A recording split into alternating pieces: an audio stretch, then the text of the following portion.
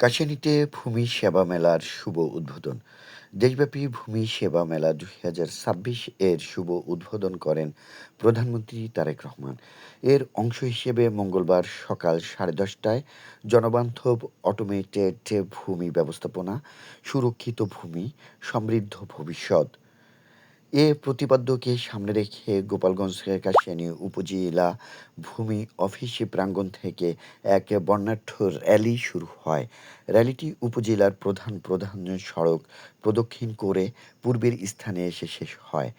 প্রধানমন্ত্রী কর্তৃক দেশব্যাপী ভূমি সেবা মেলার উদ্বোধনী অনুষ্ঠানটি সরাসরি লাইভ সম্প্রচারের মাধ্যমে প্রদর্শন করা হয়। পরে উপজেলা নির্বাহী কর্মকর্তা মোহাম্মদ শাহীন মিয়া ভূমি সেবা গ্রহণকারীদের মাঝে আনুষ্ঠানিকভাবে সেবাদানের মধ্য দিয়ে ৩ দিনব্যাপী ভূমি সেবা মেলার শুভ উদ্বোধন করেন ও প্রথম দিনের কার্যক্রম শুরু করেন।